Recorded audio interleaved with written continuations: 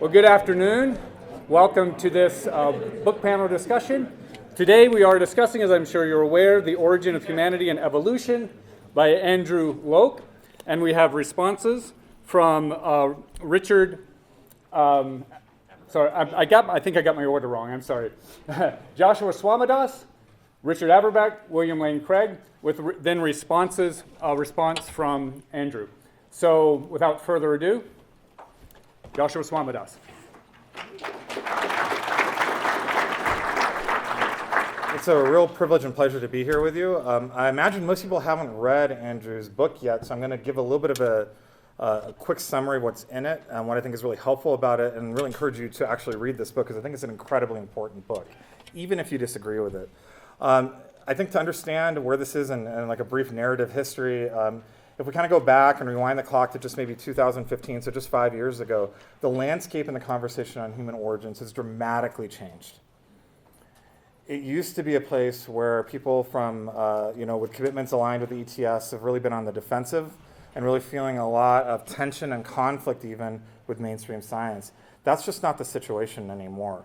What's really happened is the rise of many, I would say, more traditionalist voices that are confident in finding ways that whether or not evolution is true or not, it's not a threat to Christian orthodoxy. And Andrew's been really at the beginning of this. Often people will point to my book, but my book was really, which came out in 2019, my book was really influenced by an article, among many other things, an article written by Andrew in 2014, where he was working out how to think about literalism in context of evolution, and if those things could fit together, and arguing that they really could be, engaging with Wayne Grudem's work, and arguing that all 12 of the reasons why Wayne Grudem rejects theistic evolution are not actually in conflict with evolution.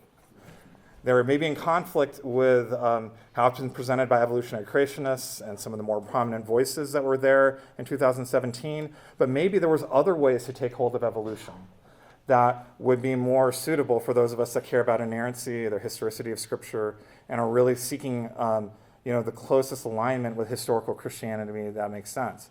And I think the fact that his book even exists and is being taken so seriously and is so strong in its content marks a shift where he was right about in 2014. That there are better ways to take, or new ways that we hadn't really taken a hold of to make sense of evolution, to take hold of it in ways that, like I'd say, are more aligned with historical Christianity than we've seen before. And that's important. Why are people not going to like this book? And you didn't get to the things that got frustrated with me about this, which people have been frustrated with my book about as well. This is a book that's about the possible. He's marking out a large range of possibilities. In some ways, he's extending into areas and describing possibilities that I did not really explore. He's doing it with a different set of expertise and knowledge than I do. And so I learned a great deal in that regard. And there's certain things, too, that I've marked out as possible he doesn't like as much. And those are things I think he's wrong about. To give you a clarity just what that is, not to hash it out with him now, is he's pretty convinced that the image of God is unique to Adam and Eve's lineages. And he'd be in agreement with Bill Craig on this.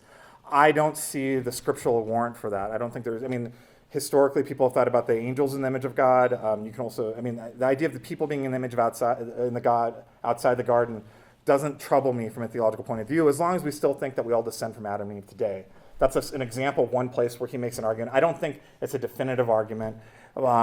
And I'm not convinced by it, but I don't want to make this about our disagreements, because it's really shaped by this really common agreement that we're both, I would say both Bill Craig, Andrew Loke, and I are really in this common project of giving, working out what the traditionalist response to evolution could be, and the traditionalist pushback against the revisionists. And I think that's where there's a great deal of commonality. Other places where I think there's going to be a misguided critique against his work is picking out an individual possibility he gives and saying it's concordist or wrong-headed or whatever. In fact, you might find out that Andrew agrees that particular thing is wrong-headed. This is getting to the issue of it actually being about possibilities. It's not. He doesn't really lay out what he thinks is the best way to put it all together.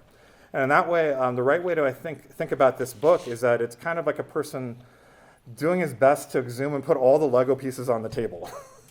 and show that there are some ways to put them together that could make some sense, that some people are going to agree with, some people are not going to. And to really invite everyone to say, well, what is the right way to make sense of this? And we can do that in a very individualistic sort of way in our own place doing that, but I think there's an opportunity for something that could be a lot more fun, where we're actually working out together what's the best way to put this together in a way that makes sense in light of historical Christianity and our shared commitments. And so there is debate to be had. This book is not going to end the conversation.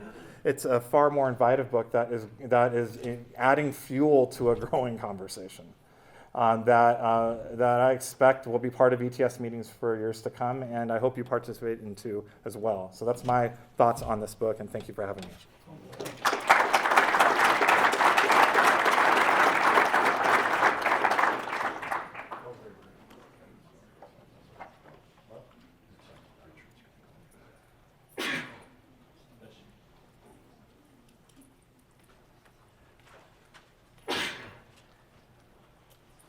We've been trying to figure out what order to go in.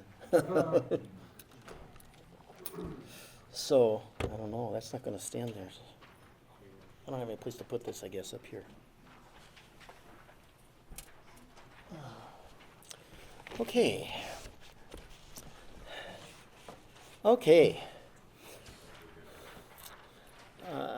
I thank Andrew Loke for inviting me to participate in this review of his very interesting new book on the origin of humanity in science and scripture. It is appropriate that he dedicated it to Joshua Swamidass, who has led the way in pushing back against the overreach of evolutionary science, against the possibility of an historical Adam and Eve at the headwaters of the humanity that God created in his own image and likeness. Loke joined Swamidass in the genealogical versus genetic approach to human descent as it applies to the Bible. I thank them both for this, along with William Lane Craig, who has contributed significantly to this discussion. It is such a treat to have all three of them together on the same panel today. As for myself, I am neither a scientist nor a philosopher nor a systematic theologian. One might wonder why I'm up here. I think it's because, as one who focuses on the exegesis of the Hebrew Bible and biblical theology, I've been involved with all three of these fine scholars as a sounding board for their ideas from a biblical point of view.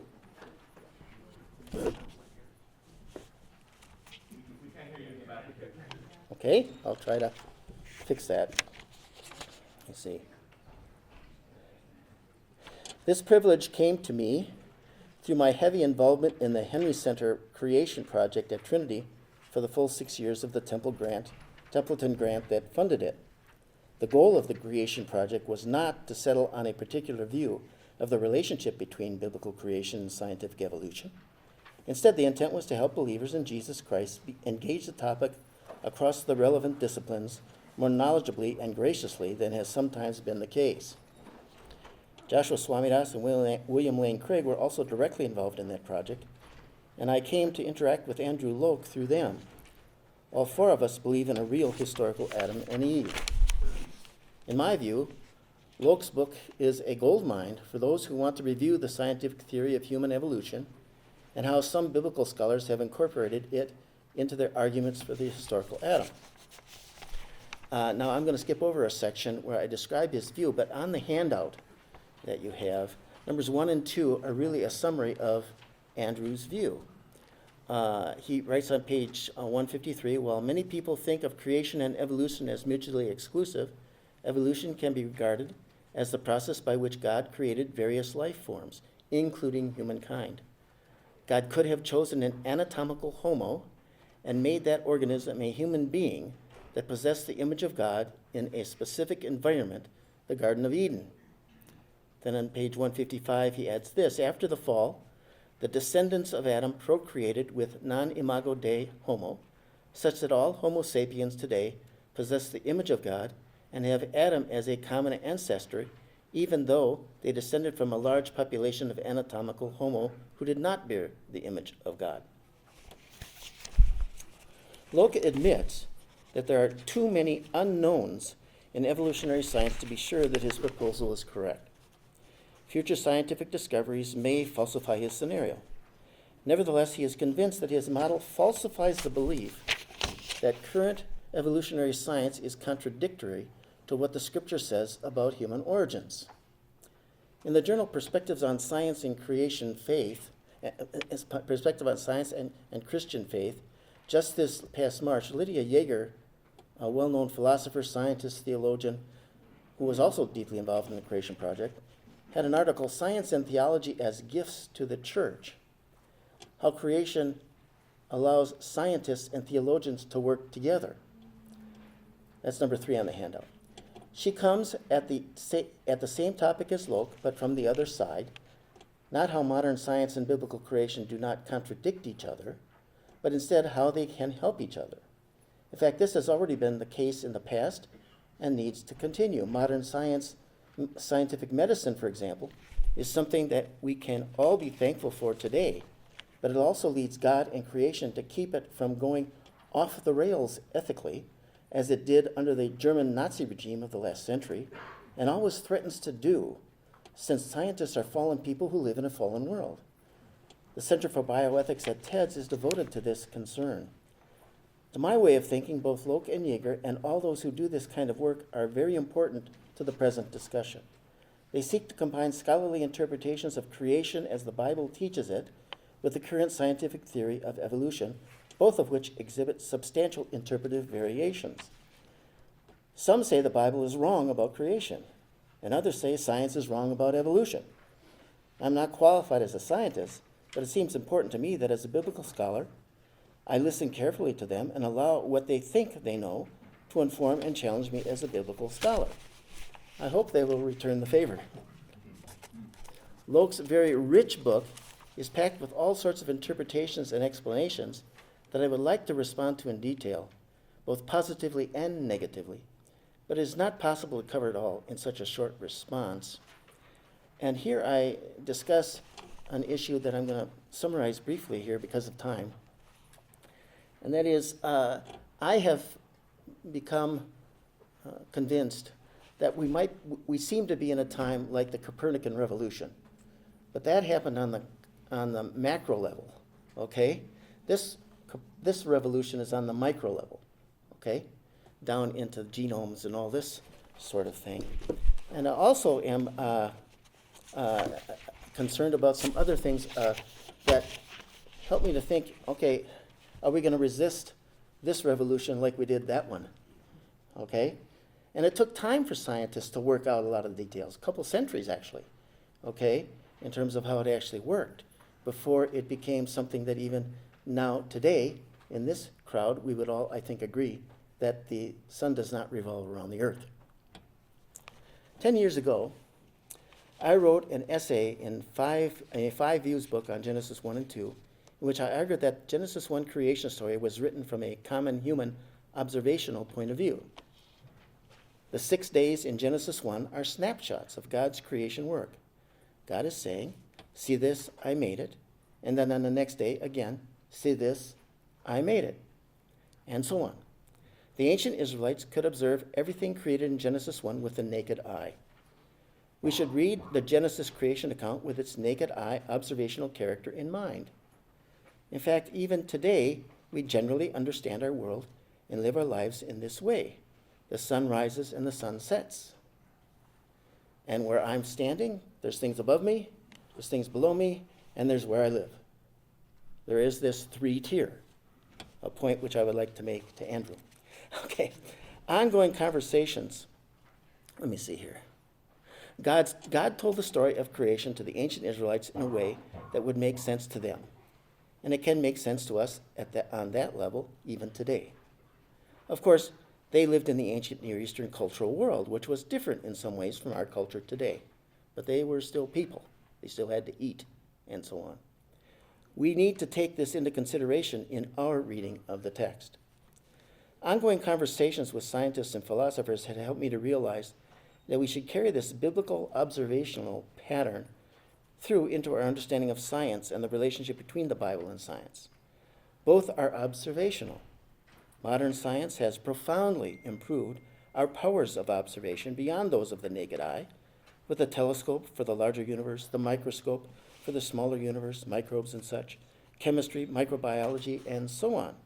as means of understanding how the cosmos works from top to bottom.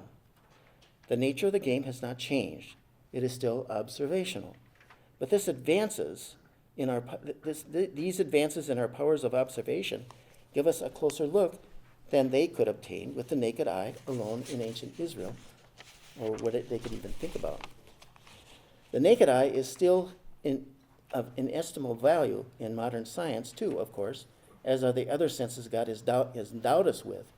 But science today takes us further. These powers of observation and analysis can help us engage with the created world and live better and longer if we use them wisely. Unfortunately, as fallen people, we are not always wise.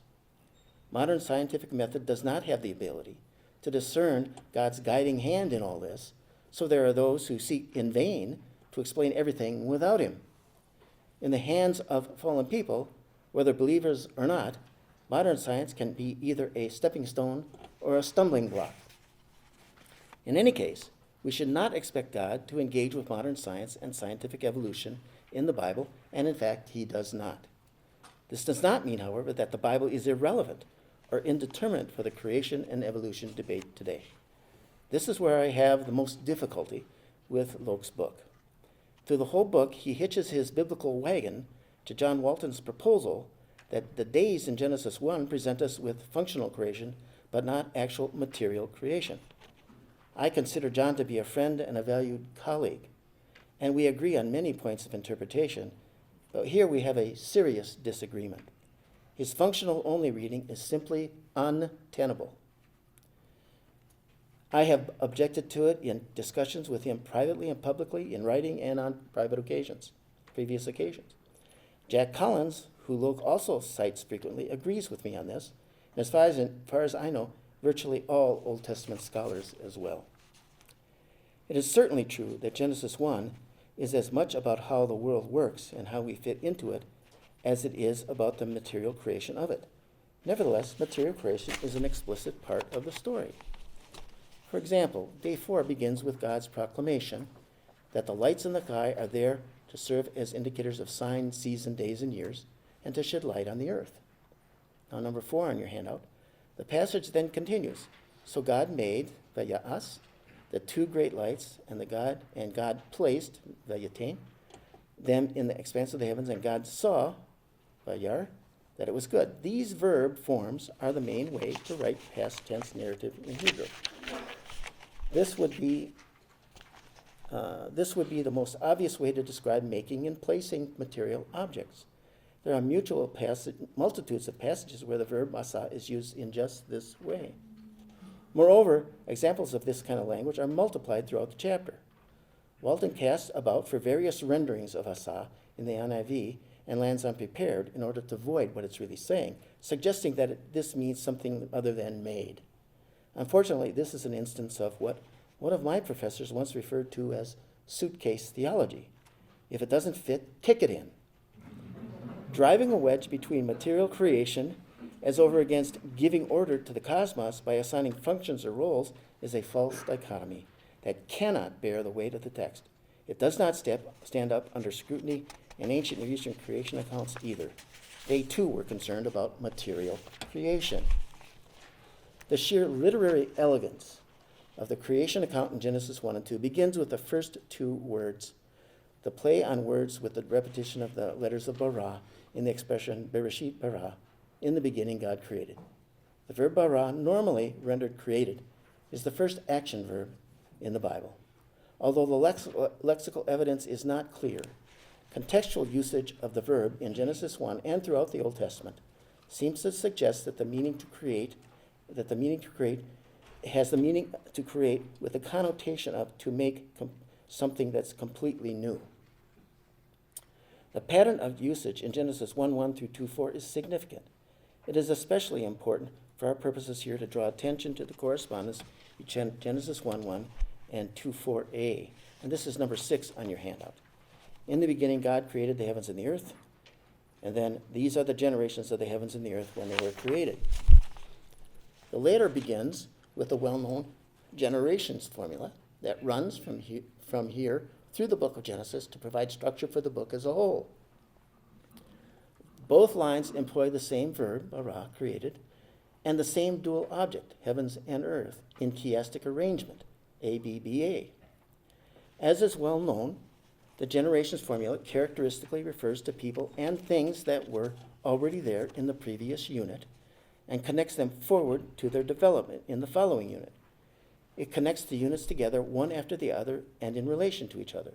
It is not part of the story itself. Nothing comes before Genesis 1:1, however, so a generations formula could not work there. Instead of that, these two clauses in Genesis 1:1 and 2:4 mirror each other at the front and back end of the unit, and therefore serve as a frame for the creation account in between. They both refer to the creation account as a whole. God created the cosmos as a whole new thing. Romans 1 refers back to it in this way too. Genesis 1:1 functions on the level of the Toledotes as part of the macro grammar of the book of Genesis. The next two verses support this understanding of Genesis 1:1. First come the disjunctive circumstantial valve clauses in verse 2 that give needed information for understanding what follows in verse 3 and following. Now the earth, this is number 7, now the earth was formless and empty, darkness was over the surface of the deep, and the Spirit of God was hovering over the surface of the waters. Verse 3 then starts the story with the regular past tense narrative verb, vayomer, and God said, "Let there be light," so there was light. See the same introductory narrative pattern, for example, in Genesis 3, verse 1. Number 9. Now the serpent was more crafty than any beast of the field, which the Lord God had made, and he said to the woman. Compare also 16:1. Now Sarai, the wife of Abram, had not borne children to him, but she had an Egyptian handmaid, and her name was Hagar. And Sarah said to Abram. Genesis 1:1 stands outside this normal narrative grammar as a parallel line to the first generations formula in Genesis 2:4. The story itself actually begins with the circumstantial information in verse 2, as in Genesis 3 and 16 above. And the 6 days of creation that follow eliminate the circumstantial conditions of verse 2. The deep, dark, and watery abyss that stands there. Day 1, for example, eliminates the total darkness of verse 2, and so on. The ancient Israelites would naturally read the passage this way. The fact that the creation story begins with a deep, dark, and empty watery abyss already being there has bothered some people. I and many other scholars believe that the comparative method helps with this. Many other ancient Near Eastern creation stories, from Egypt to Mesopotamia, start with deep, dark, watery abyss. God was simply starting his revelation about his creation of the world in a place that would make sense to the Israelites as ancient Near Eastern people. After all, to talk about where the first molecules came from would have made no sense to them. In conclusion, and in spite of these objections to Loke's argument, I found his book interesting, stimulating, and helpful. I especially appreciated his treatment of the image and likeness of God in humanity and its importance for human identity and dignity. Overall, one can say that in our image, in verse 26, refers, this is number 11 on your handout, refers to humanity as something like a statue. Statues of God are forbidden by the second commandment. Humanity is not a literal statue of God, but serves the purpose of a statue by representing him in his creation. We are in the image of God. Moreover, as our likeness in verse 26 tells us that he has made us like a likeness of God, being created in God's image, and as his likeness means that he made us and placed us here to serve him and his purposes in creation. We represent God as much as any created being can. But as Colossians 1:15 puts it, the Son is the image icon of the invisible God, the firstborn over all creation. Jesus Christ is the only one who is the very image of God. The emphasis drawn from this within the Genesis 1 passage is that we are therefore called to function in a capacity that involves ruling and subduing the world of animals. The text does not go into the details of what characteristics or capacities he has granted us in order to carry out this mandate. There has been no end of speculation on this matter, whether it is our ability to think rationally, our self-consciousness, other differences between us and the animals, or whatever. In recent years, I have been struck by the way the Apostle Paul picks up on this theme in Colossians 3, especially verse 10, number 12 on the handout, where he exhorts us to put on the new self, which is renewed in knowledge in the image of its creator. This is all in the context of putting off the evil character qualities that are part of our corrupt human nature, verses 5 through 9, and putting on the character qualities of those who are redeemed, verses 12 through 15. This is what it means to be renewed to the image of our Creator in this passage. On one level at least, as those created in God's image, he designed us with the character qualities that would enable us to handle the world well. This is what was damaged in the fall in Genesis 3, and now we need to be renewed to it so we can push back against the effects of the fall in our own lives and in our world. God has always been most interested in us living according to his character. He went far enough in revealing his creation work to us so that we would know how to live. And he just stopped there. Science pushes it further, but that does not put the Bible and science in conflict with each other. Thank you.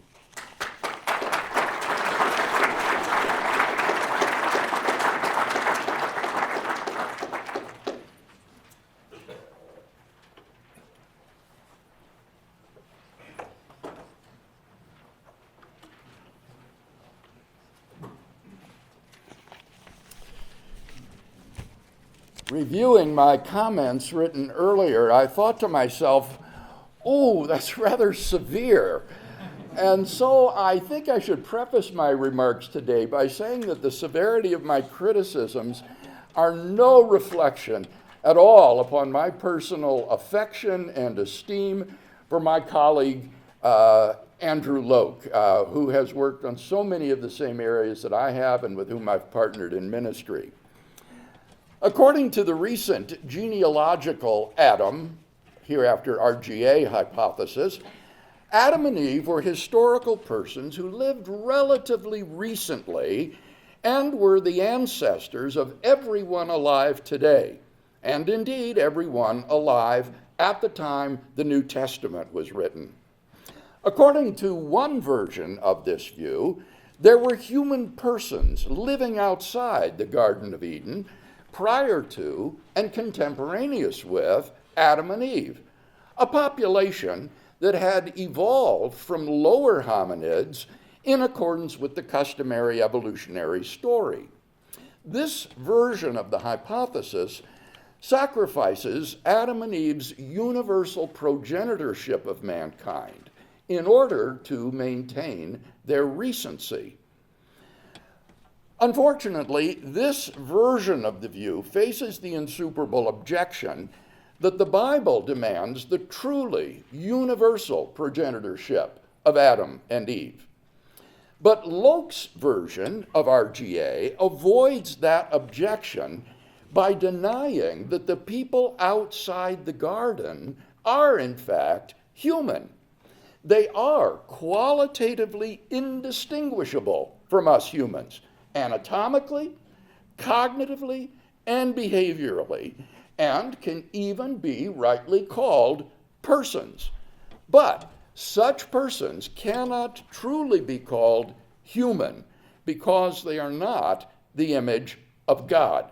That is to say, they have not been elected by God to serve as his royal representatives while having the capacity for a unique kind of dominion, for a responsibility to God for this dominion, and for conformity to Christ.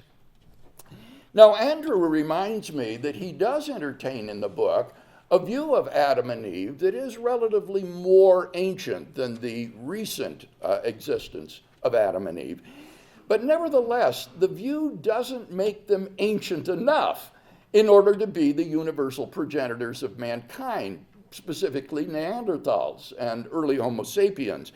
So even with his early dating of Adam and Eve, it's still a version, I think, of RGA. So how shall we assess this proposal? Well, let's first consider it hermeneutically. No one, including Andrew himself, would maintain that such a bizarre view is taught in the Bible. But Loke's contention is merely that it is not incompatible with the Bible. That implies that the entire justification for the model must lie with its scientific merits, since any number of speculative views might be compatible with the Bible. Now, I have my doubts that the view is in fact compatible with the Bible, specifically with biblical teaching concerning the image of God. Leave to the side the adequacy of Loke's understanding of what it is to be created in God's image.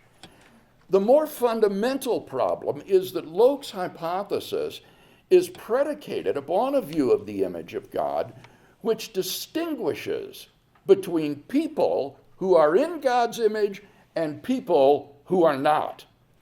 This assumption is, I think, foreign to the teachings of Genesis 1, 26 and 27, 5, 1-3, and 9, 6, which neither knows nor permits any distinction between anatomical humans and image-bearing humans. Rather, to be human just is to be in the image of God. The extension of these predicates is identical. In Genesis, it is the image of God that distinguishes man from the animals. Loke gives away his case, I think, when he grants that these non-human persons might be beneficiaries of Christ's atoning death and recipients of salvation, for that is an exclusive prerogative of human persons. Seen in this light, Loke's proposal is really that there are truly human persons outside the garden, but these unfortunates are not elected to be royal representatives. Loke's hypothesis turns out to be a sort of pre-Israelite election, which is incompatible with the biblical emphasis on God's original plan for all of humanity. Let's say a word about the scientific issue. The plausibility of Loke's hypothesis rests upon its ability to bring our biblical commitments concerning the historical Adam into concord with contemporary science. Here, I think the view fails rather miserably.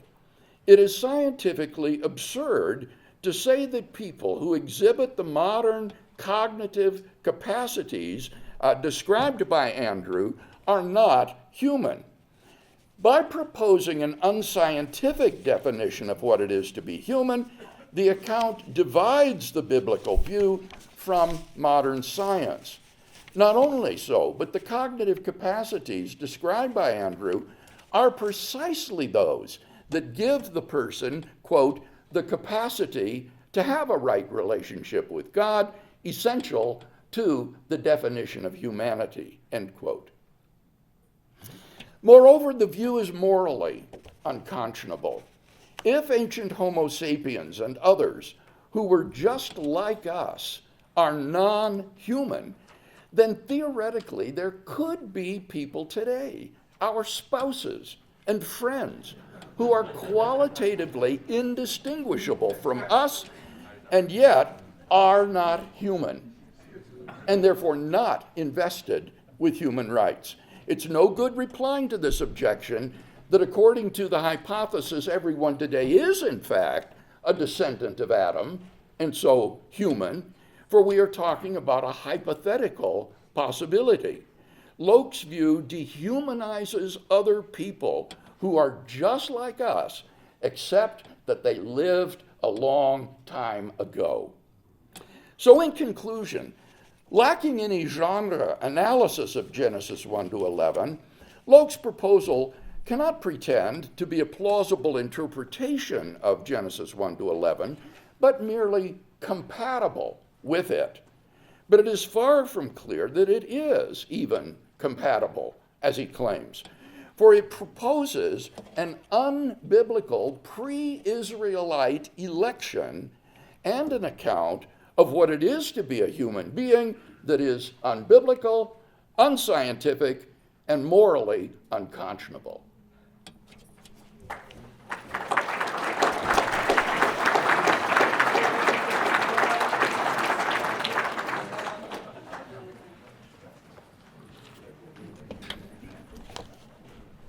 I'd like to begin by expressing my thanks to Josh, Richard, and Dr. Craig for participating in this panel. I'm very grateful to these eminent scholars. I have learned a lot from their work, and it's a great honor to be in the same panel today to talk about this very important topic about human origins. Now, I want to thank Josh for his unselfish help for the scientific content of my book.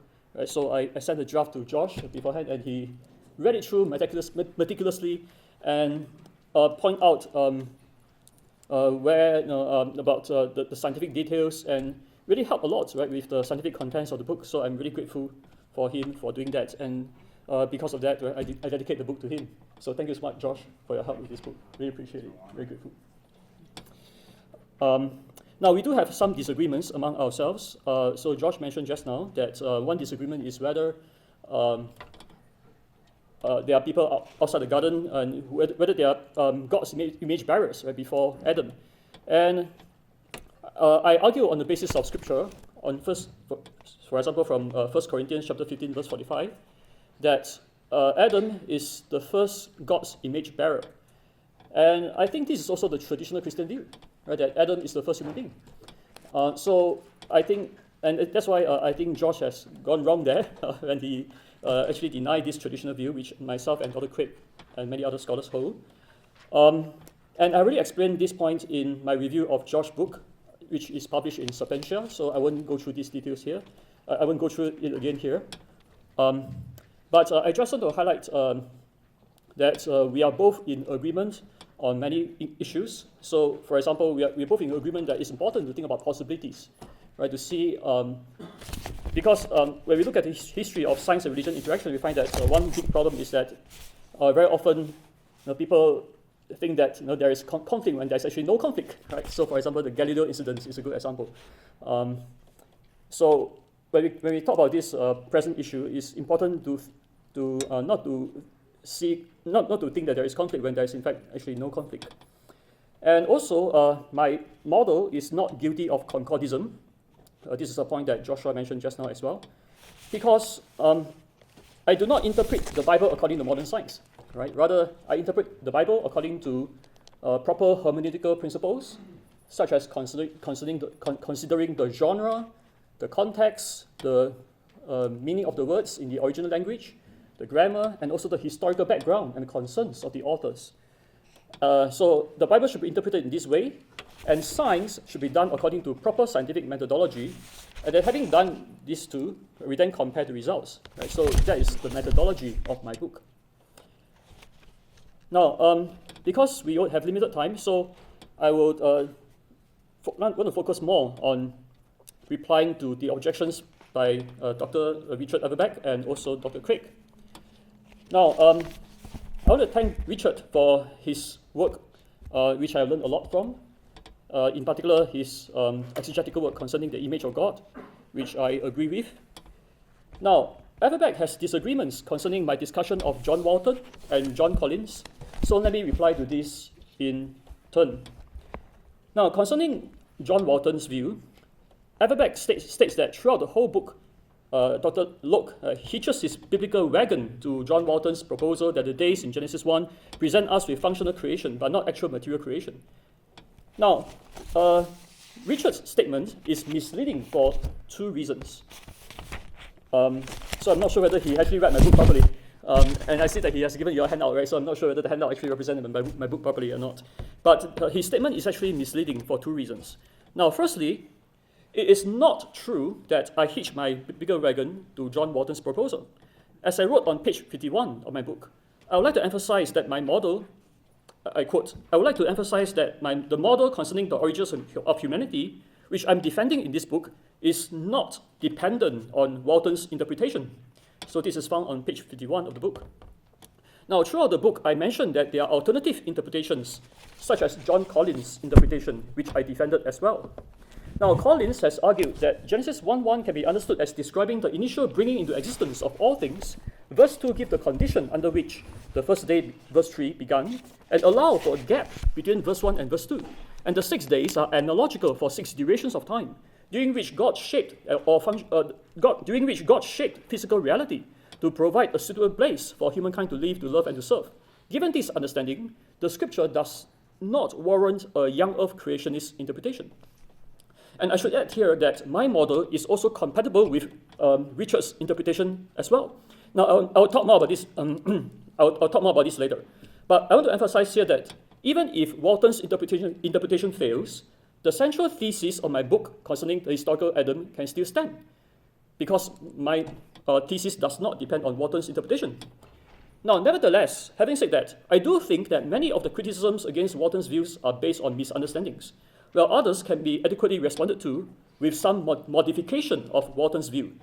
I mentioned this point specifically on page 51 of my book, and go on to talk about my suggested modification of Walton's view. Which brings me to the second reason why Averback's Richard's statement is misleading. I do not actually agree with the view that the days in Genesis 1 does not present us with actual material creation. In other words, I do not follow Walton all the way. When I discussed Walton's proposal in my book, I mentioned that I disagree with the functional material dichotomy.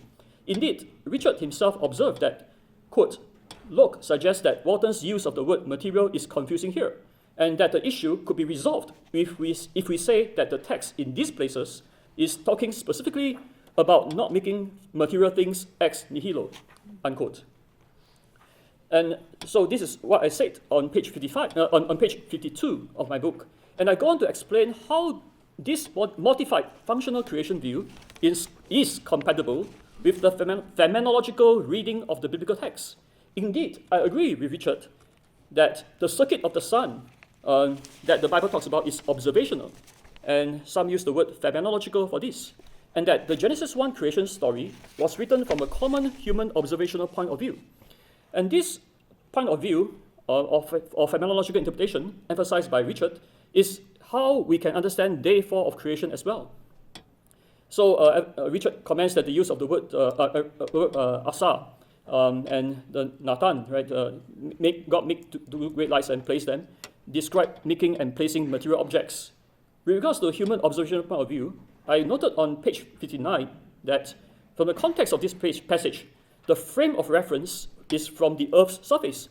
And here I quote from Hugh Ross, who also notes that Job 38 verse 9 portrays that God made the clouds its garment and wrap it in thick darkness. So this can be understood as affirming, and it could be like an opaque primordial atmosphere, not the sun's existence, as the cause of the initial darkness over the surface of the deep. So in view of these hermeneutical insights, one may suggest that perhaps whatever has caused darkness to be over the surface of the earth has been sufficiently dispersed by day 4, such that from the frame of reference from the earth's surface, the sun, moon, and stars will have become visible enough to serve as functionaries for time measurement, a point which Averback observed as well. So in short, the making and placing of material objects can be understood phenomenologically to describe how the creation of the sun, moon will have appeared from the frame of reference of the Earth's surface so that they could serve as functionaries for time measurement, without implying that the sun only began to exist on day 4. In other words, the functional creation view is compatible with the phenomenological reading concerning the making and placing of material objects proposed by Richard. Now, Richard says, I'm not sure Walton will agree with this shift in his view. That's what he wrote in his draft he sent to me. Now, I have sent my book manuscript to John Walton, but I have not heard back from him. Maybe he's too busy. So I'm also not sure whether he agreed with my modification of his view or not. But nevertheless, let me make 2 points in response. Now, first, I explained on page 52 of my book that my modified functional view is consistent with Walton's intent, as he has expressed in various places. But you can check out my book for the details. On the other hand, Walton's reply to Averback, published in the same journal Timelios, Walton states that Averback actually misses the point that he was trying to make when he discussed the use of the word prepared for day 4. So it seems that I have a better understanding of Walden compared to Richard, it seems. Okay, so now second, regardless of whether Walden agrees with my modification or not, what matters is whether my modified view is defensible against objection, whether it can stand. Now, I have not seen any good objection to this view, and I've explained that Averback's own view is actually compatible with what I defended. And therefore, the modified functional creation interpretation stands unrefuted. Now, concerning John Collins' view, Averback writes that here Loke mixes in Collins' view that Genesis 1:1 described the first act of creation. Now, this statement is also misleading. I do not mix Collins' view with Walton's. Rather, I mentioned that Collins' view as a defensible alternative interpretation alongside Walton's, as I state on page 63. Now, Richard disagreed with Collins' interpretation by arguing that Genesis 1:1 is an introductory formula, not describing the first act of creation. In response, the evidence which Richard cites does not exclude Collins' interpretation. Now, I agree that there is correspondence between Genesis 1:1 and Genesis 2:4, as Richard observes, and therefore they both serve as a Toledot frame for what is in between. But what is being framed in between is the heaven and the earth, which is the semantic merism for the entirety of physical reality or the universe. Now, I suppose Collins can say that Genesis 1:1 can be understood as functioning on the level of the Toledot by establishing the background of the heaven and the earth. That is, it was created by God. That is the background information, right? The heaven and earth is created by God. In other words, it is both functioning on the level of the Toledot and describing the first act of creation of the heaven and the earth. Now, Collins in fact cites Desmond Alexander in his book, who notes that the literary role of the Toledot formula are like chapter or section headings in modern books. Some of them introduce major narrative sections indicating a new stage in the development of the plot. Second, the Toledot headings function like a zoom lens of a camera. They focus the reader's attention on a particular individual and his immediate children.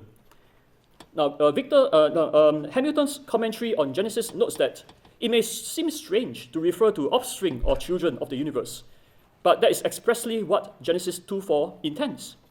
So Genesis 1:3 to 2:3 zoom in to talk about the setting up of the cosmic temple in which the children of the heavens and the earth dwells, while the account in Genesis 2:5 to 2:25 onwards zoom in to provide more details about these so-called children. So in summary, Collins can argue that Genesis 1:1 and 2:4 serve as a Toledot frame for the heavens and the earth mentioned in between, with Genesis 1:1 establishing the background of the heavens and the earth by saying that it was created by God as the first act of creation, and therefore the evidence that Richard cites is compatible with Collins' view that Genesis 1:1 describes the first act of creation. So in summary, I think that the exegesis of the scriptural text which I discussed in my book concerning Walton and Collins are both defensible. I have not seen any good objections, right, to my exegesis, and therefore my exegesis of the biblical text stands unrefuted. Now, in the remaining time, I would like to respond to Dr. Craig. Before I do that, I want to first of all thank Dr. Craig for all the work he has done over the years. His publication in Theology and Philosophy of Religion at the highest academic level has inspired me to do the same. So if you look at the books I published on the Kalam argument, the resurrection, so you'll see that many of them actually follows the trajectory of Dr. Craig's research and they were very much inspired by Dr. Craig's work. So I want to express my deepest gratitude to him and to the work that he has done. And now we are doing similar work on the origin of humanity, a creation and evolution issue. And so it's a privilege and honor to interact with him on this issue. Now, I appreciate Dr. Craig's affirmation of the compatibility of the historicity of Adam with mainstream evolutionary science. We also agree that the ancient view is a possible and defensible view.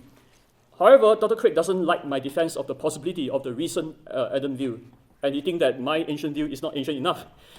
Well, now, I want to begin by noting that even if Dr. Craig's objections are successful, this does not refute the central thesis of my book. For I have explained that my book is open to all kinds of possibilities, as Josh observed. So I'm actually happy with Dr. Craig's own proposal, even though he's not happy with mine. But nevertheless, yeah.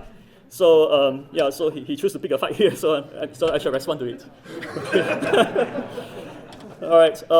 Now, so I would like to begin my response to Dr. Craig by saying that, nevertheless, I do not, in fact, think that Dr. Craig's objections to my view are successful. In fact, I think that his objections are based on a number of false assumptions. To begin, Dr. Craig characterized my proposal as implying that there were people outside the garden who are qualitatively indistinguishable.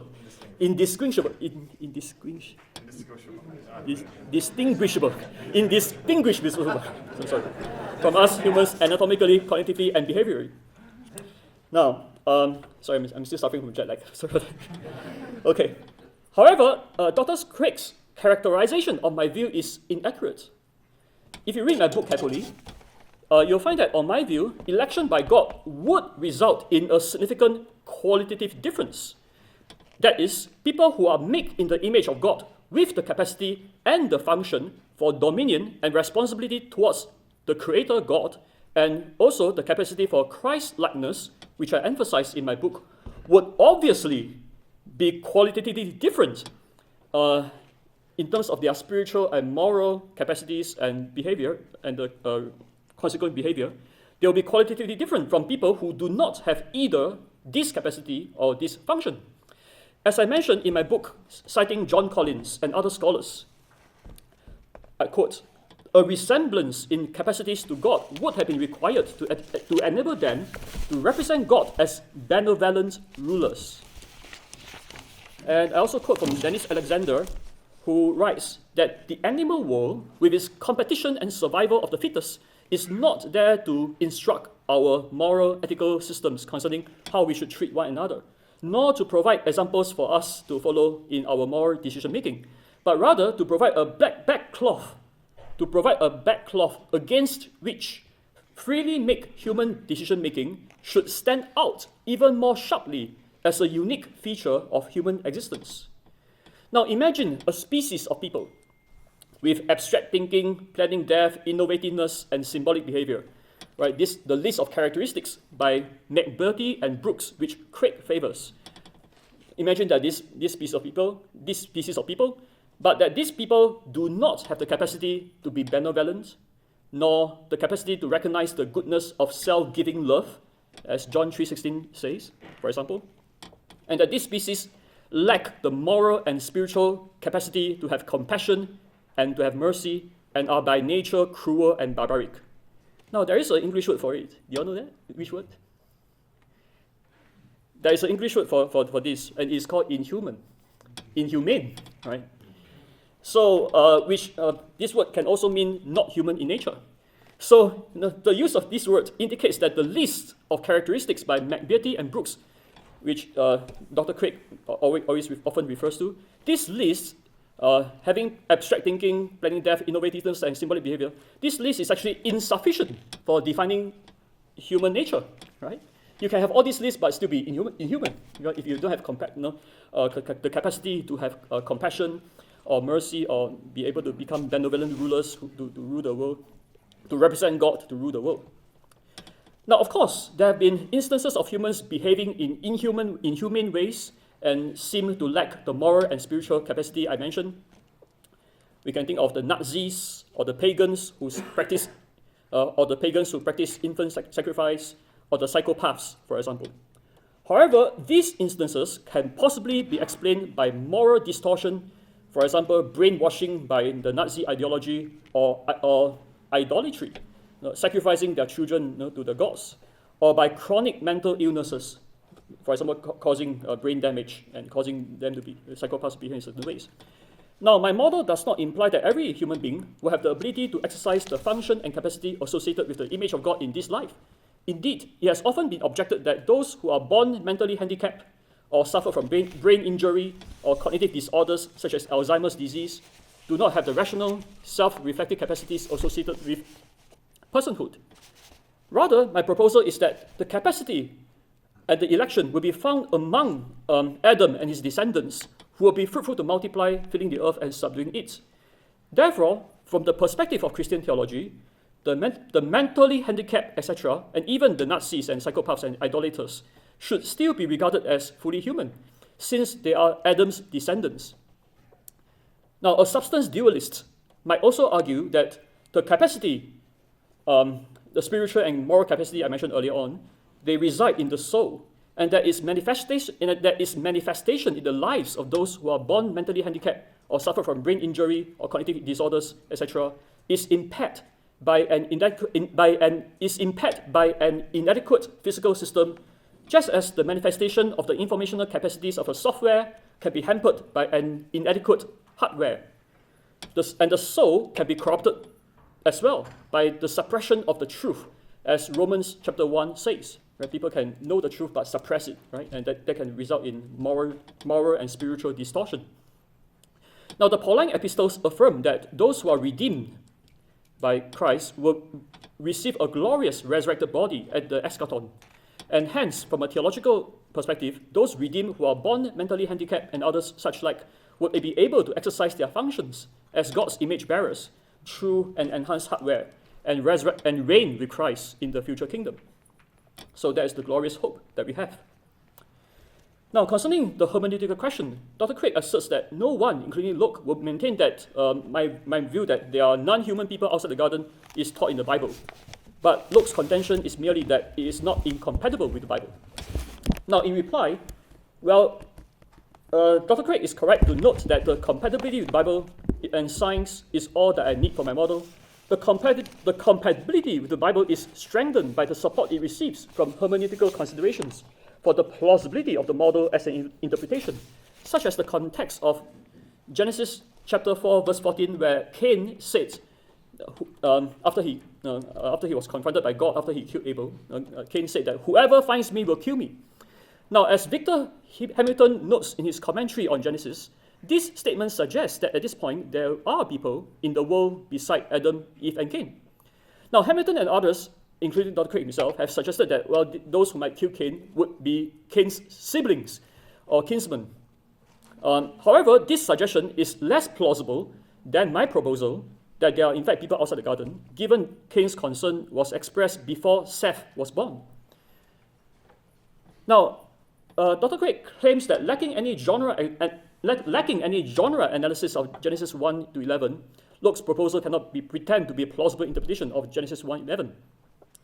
In reply, Dr. Craig actually missed my citation on page 47 of my book. In page 47 of my book, I actually refer to Gordon Wenham's analysis of the genre of Genesis 1:11 as proto-history, with the intention to convey events which the author thought took place, such as the event concerning Cain, for example. So I do talk about genre analysis in my book, and I agree with Wenham's analysis of it. Now, Craig claims that the teaching of Genesis does not permit any distinction between anatomical homo and image-bearing homo. However, the only justification Craig offers for his claim is his claim that to be human just is to be the image of God. The extension of these predicates are identical. However, this claim assumes that to be human includes all anatomical homo, which begs the question against my view. I will agree with his statement that in Genesis it is the image of God that distinguished man from the animals. However, this statement does not imply that man equals anatomical homo. Rather, as I've argued, man can be equal to God in God's image-bearing anatomical homo. Moreover, Dr. Craig himself distinguished between anatomical homo and image-bearing anatomical homo.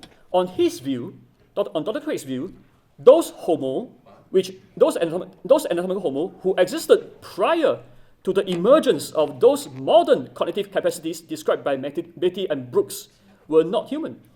Right? So, for example, those Homo erectus, for example, or habilis, for example, those who exist before the Heidelbergensis, and those who are without those list of characteristics described by Beatty and Brooks, he thinks that those anatomical homo are not in fact human.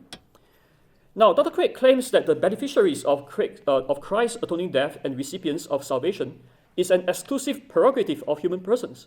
But Dr. Craig's view is contrary to Colossians 1:20, which says that, and through Christ, him, Christ to reconcile to himself all things, whether on earth or in heaven, making peace by the blood of his cross.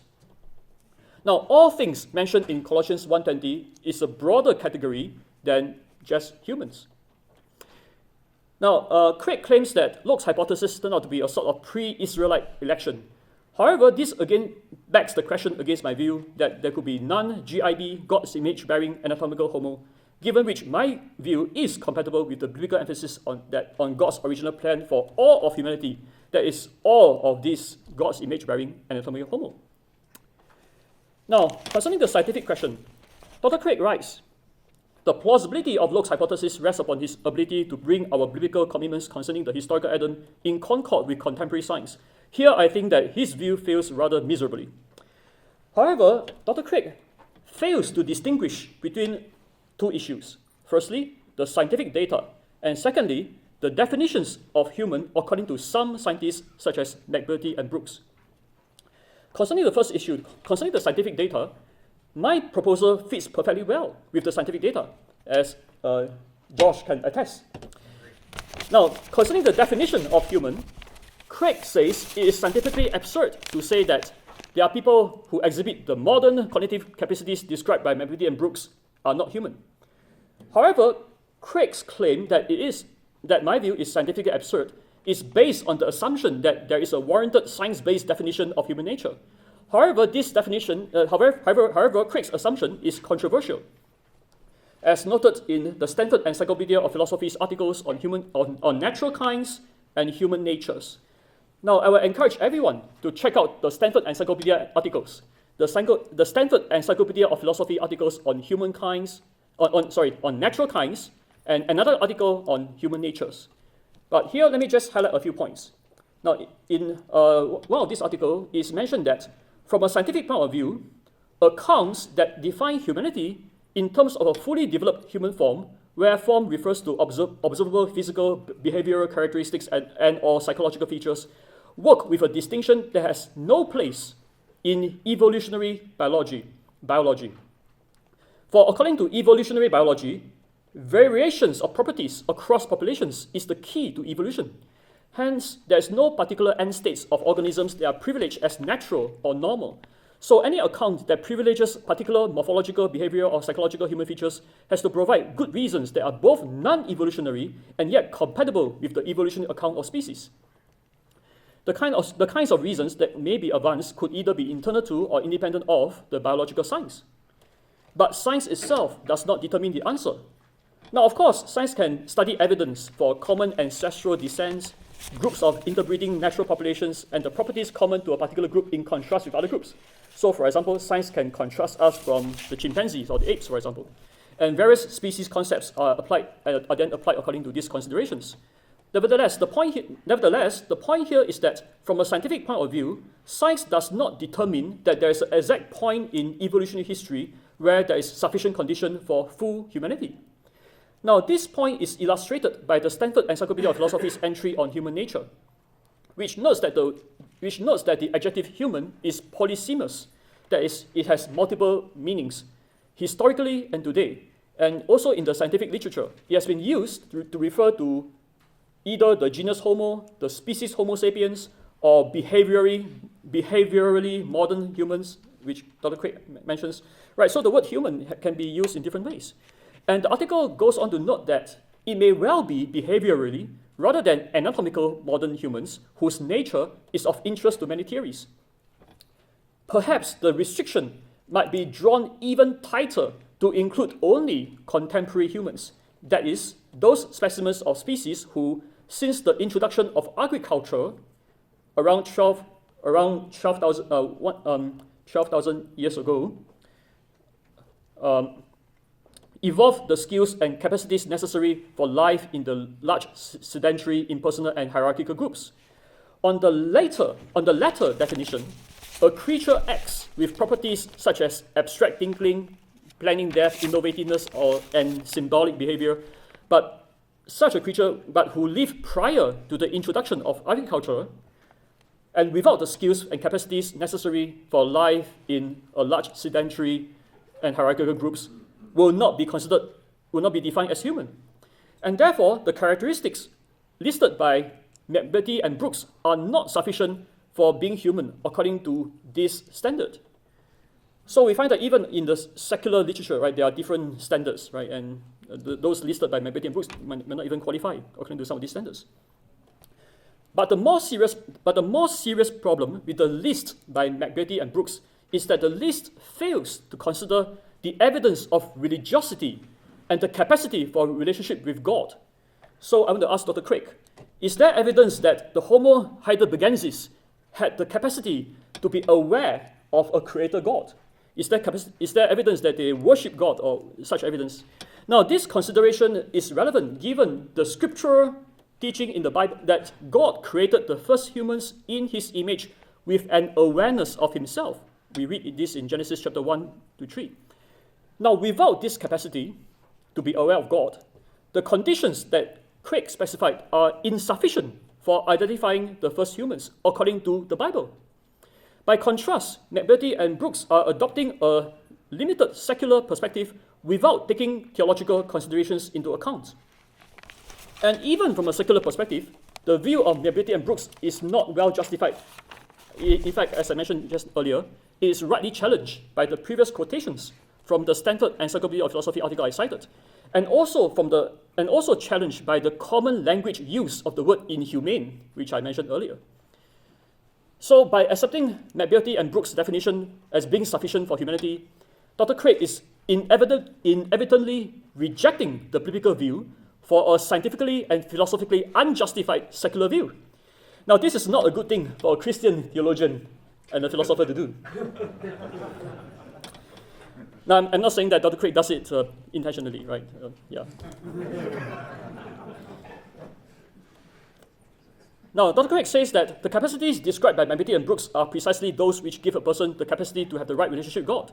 They are essential to the definition of humanity.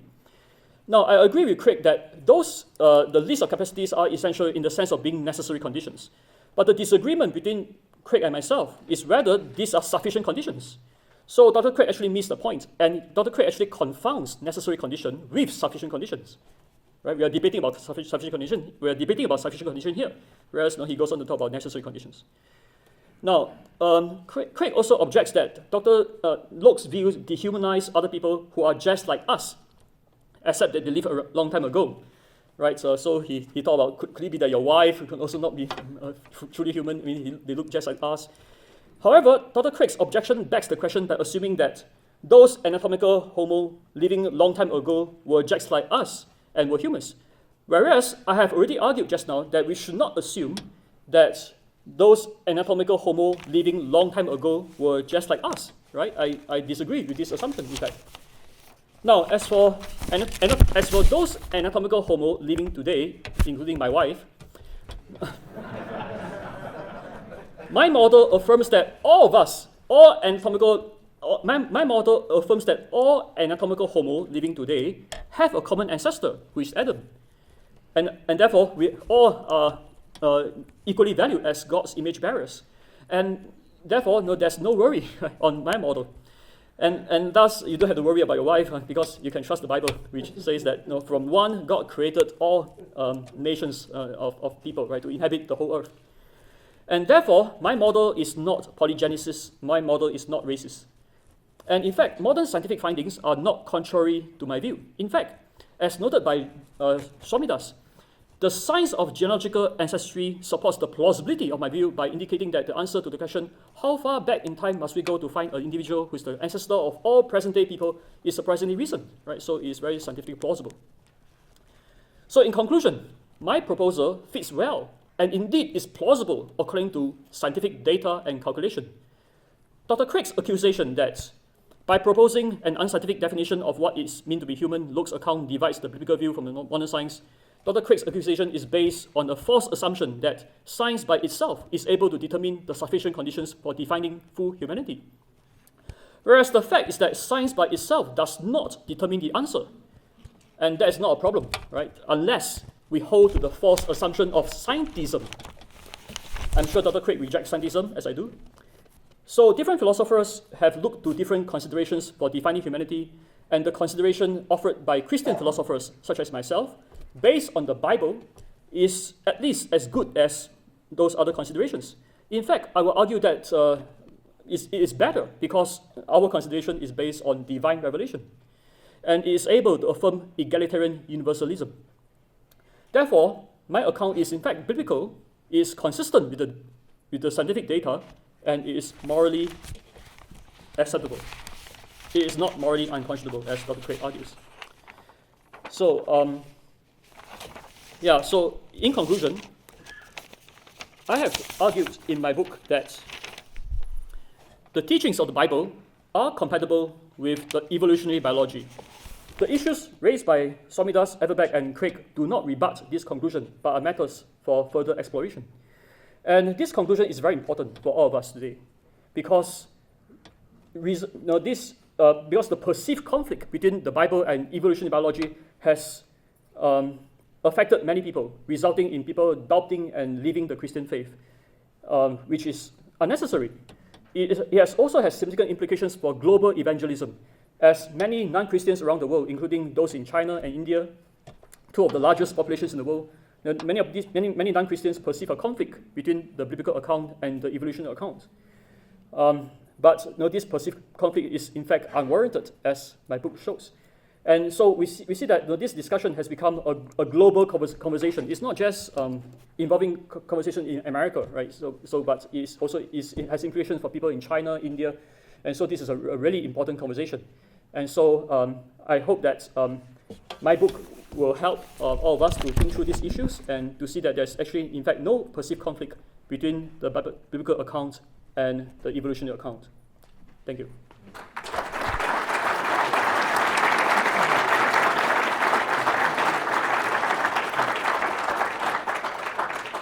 So we now have just under 20 minutes for questions. Please keep your questions very short. And I cannot guarantee a fair order. So I'm just going to do my best to cover the room. So, yes, sir, go ahead. Thank you so much, Professor Loke. My question is actually for Professor Craig. Now, you gave the illustration of being married to a non-human animal as a sort of moral absurdity. But it strikes me that the granting of the image of God, we consider that an act of grace, just as much as we consider the restoration of the image of God in Christ as an act of grace. But it seems that if it's a moral abomination, God is obligated to give us the Imago Dei, to grant human-like creatures like us the Imago Dei. And I want to protect you and say, no, God has to give us the Imago Dei. I want to say God is gracious. So I just wanted to offer that to you and see what you had to say to that. To you, Bill. Oh, I thought that was for Andrew. No, he wanted to ask you. Well, I don't think God has any obligations per se, but I think rather the way to put it is that the Bible knows nothing of this distinction between what we normally call people and people who are in God's image. In Genesis 1, to be in God's image is to lift you above the level of animality. And so there aren't any people who aren't in God's image. And I think this is an unbiblical distinction. And I would further say that if we don't use a scientific definition of what it is to be human, then we're in danger of offering an idiosyncratic, theologically biased definition of humanity that will make our theology irrelevant to science. Suppose we said only those who believe in God are truly human, and everybody who doesn't believe in God is not human. Well, that would clearly be using the word human in a very idiosyncratic and theologically biased way that would be useless then in reconciling our theology with science. I just want to say, though, that I think the challenge here, though, is that science doesn't actually have a definition of human. So Andrew explained that, pointing to the Stanford Encyclopedia. This is actually well appreciated. So to say that we have to use a scientific definition or it's a problem, that's based on a misunderstanding that scientists actually have a definition. We just don't. And so I think what's going on is that what's happening in the theological conversation is what we are talking about and care about as theologians, I'm a scientist, or as Christians, is just different than what scientists have been talking about, even though it's using the same utterance. It's a polysemous term, it's polyvalent. So you might want there to be some sort of concordance between those things, but maybe we're just talking about different things. What do you think, Andrew? Or Yeah, and I want to clarify. I do not. I have never said that only people who believe in God are humans. I never say that, right?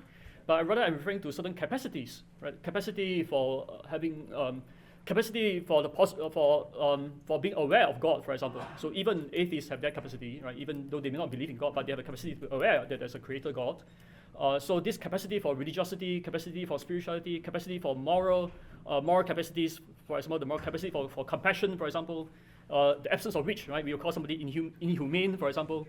So I think this is common knowledge. I think even the secular people, they agree with that to some extent.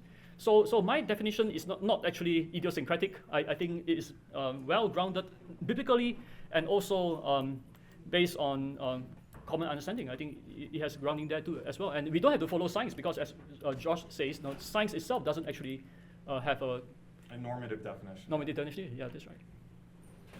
Yes, sir. Go ahead. You first, yes. Yeah. Okay, so just to clarify, if that is true, that you're right that in order to be human, you have to have the capacity for knowing God, capacity for love, capacity for these moral actions.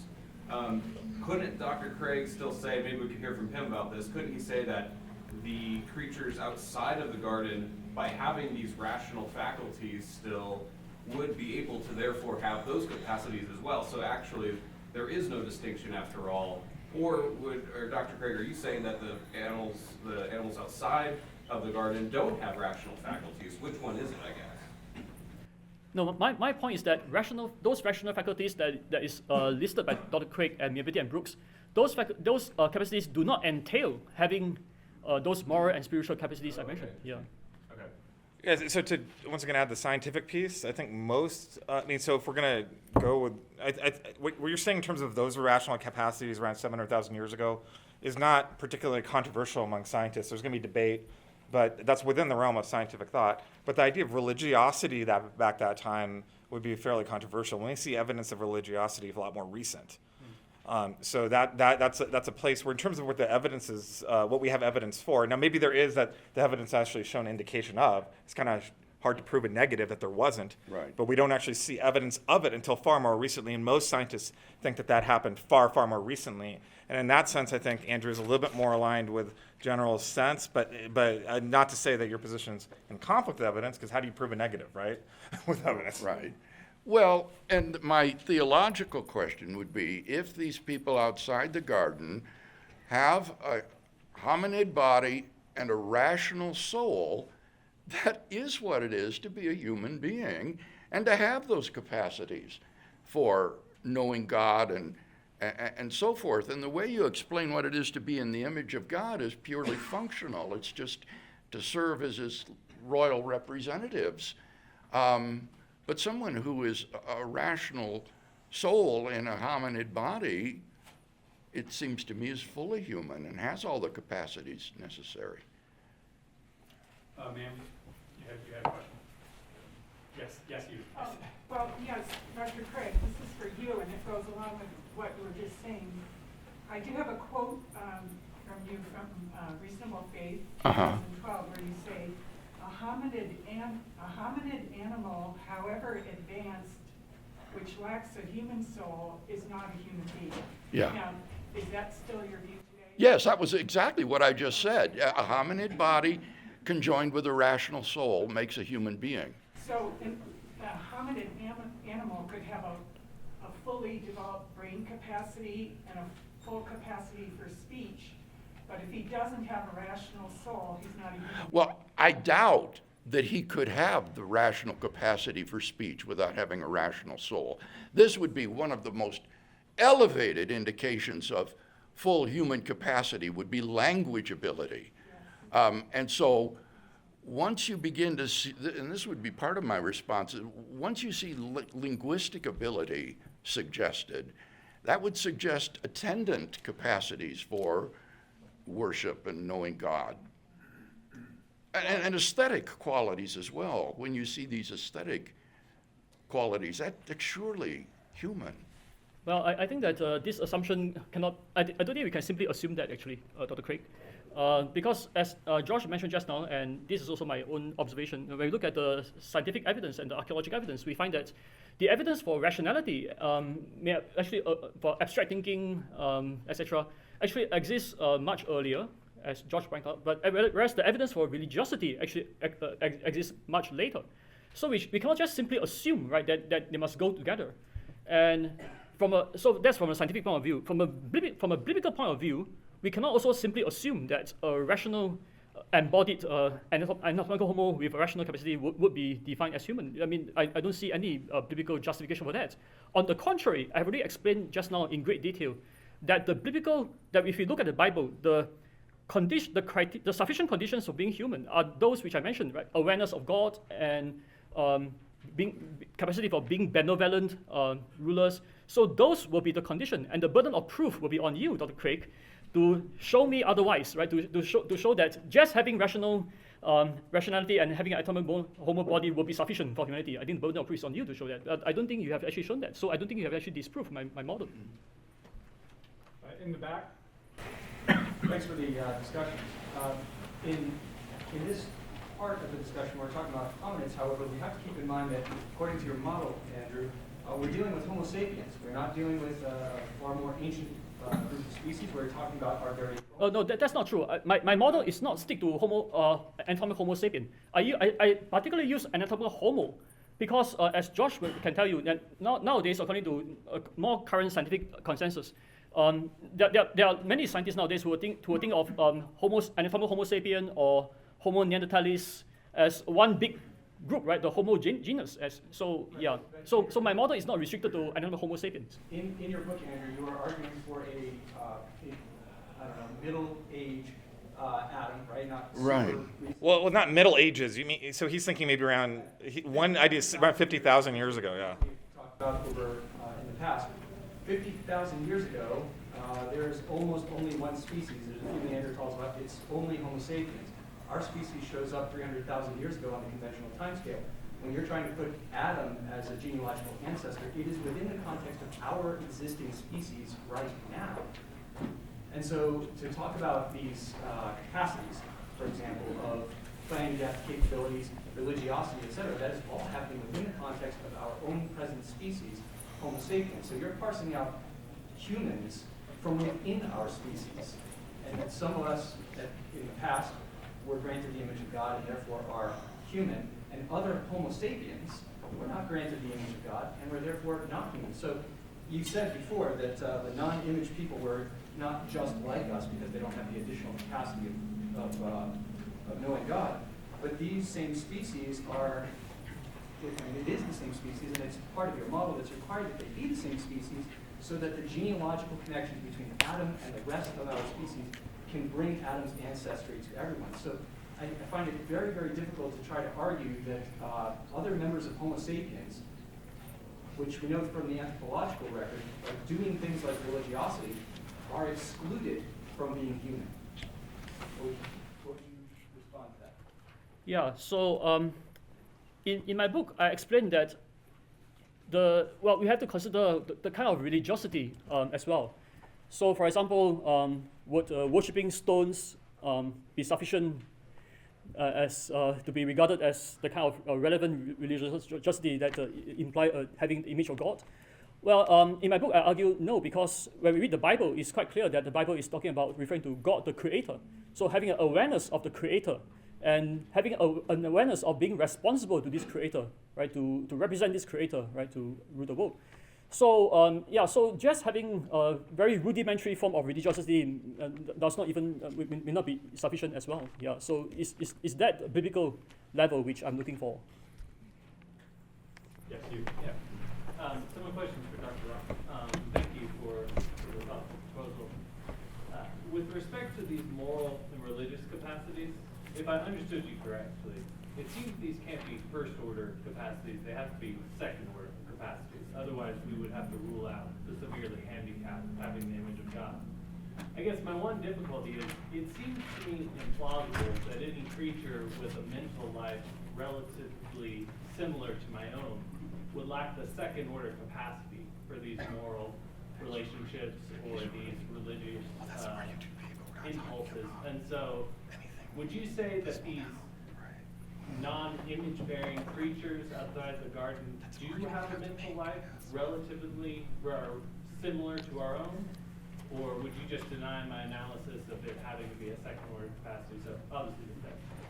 Yeah, so when I talk about the mentally handicapped, etc., I specifically refer to the substance dualist perspective on this matter. So we can regard the capacity to be in the soul, for example, right? And we can regard the mental handicap, their handicap maybe because of some brain disorder or genetics, so that could be regarded as the hardware, whereas the software, and so we can make these kind of distinctions. Concerning your question, whether those people living long time, those anatomical homo without God's image, would their mental life be similar to ours? I think that there are some similarities, but there are also some obvious differences, and those differences I already explained just now. And this is not controversial because even when we compare ourselves to other animals, for example, to the dolphins or to the dogs or whatever, right, we can also see that there are some similarities, but there's also vast differences, right? So yeah. Sir, did you still have your question? Yes, you sir. No, yeah. Or, no, the man next to you. Well, you go Same first, question? All right. I don't know. Go ahead. Okay. Two questions, or one question, sorry. Can you avoid having to figure out how to handle people outside of the garden if you allow Genesis 5:2 and Genesis 1:27, where God created them, male and female, to mean there were multiple people within the garden, not a polygenesis, but a multiple progenitors? And then you're discounting stones as religiosity, but the wickedness between Adam and Eve to the flood might be a reason for the lack of evidence during that time. But the first question is, it seems like you're really struggling, we're really working hard to make them people, humans, as we understand humans.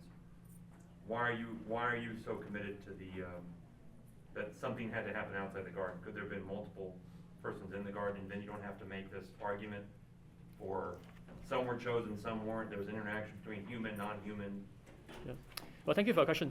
So for my proposal, I want to I want this proposal to be as consistent with the Bible as possible, right? So the Bible, so I take very seriously how we interpret the scriptures. And as I read the scripture, say for example, in the New Testament, for example, it's referring to Adam, for example, as a single human rather than a group, right? So there must be one person, Adam, who is the one single individual from whom the rest came from. So it's not a group. And yeah, so in regards to your other question about whether the flood could have destroyed some evidence, right? Well, I want to say that the burden of proof is on people who did object to my proposal to provide the evidence against my proposal. So I don't have to bear the burden of proof, right, to provide, to say that, well, the flood or whatever. So yeah, so that's the response. Yes, back by the door, go ahead. Yeah, so I'm not a philosopher, I'm an Old Testament person, so I just have two Old Testament questions. One would be, I don't think you can just say, because of the Toledot structuring in 1:1 and 2:4, that in between, because it's talking about heavens and earth, that necessitates creation ex nihilo. I mean, the Hebrew grammar of verses 1 and 2 precludes that idea, because the beginning of verse 2 starts with disjunctive syntax. It assumes that the earth, in whatever capacity, is there before what happens in Genesis 1:1. So that's one thing. And then the other thing is, Dr. Craig brought up and you even talked about this in your response, talking about the genre of Genesis. But I think the problem is a little bit more than just genre, because you also have to touch on authorship of the text in order to even understand the genre, because then only if you talk about authorship can you even begin to talk about dating or something like that, which, to do good exegesis grammatically and historically, like, you would need that information to do that. So I'm just wondering what you would say to both of those. Yeah, so my first response is that I'm not claiming that the Toledot framing by itself imply creatio ex nihilo. I'm not saying that. Rather, I'm actually in the context. I'm actually replying to Richard's argument against John Collins, and I'm just replying to that. Now, with regards to whether, with regards to John Collins' own justification for creatio ex nihilo in Genesis 1:1, you have to read his book. Actually, his book "Reading Genesis Well," where he provides a number of grammatical considerations for coming to that conclusion. Now, and also, I think John Collins also discussed some historical critical aspects and for example, the issue of dating, for example, which you mentioned as well. So I refer you to him. So we are actually now out of time, so apologies to those still in the queue. Maybe you have a chance to try to grab them separately. We'll have a 10-minute break before the next talk.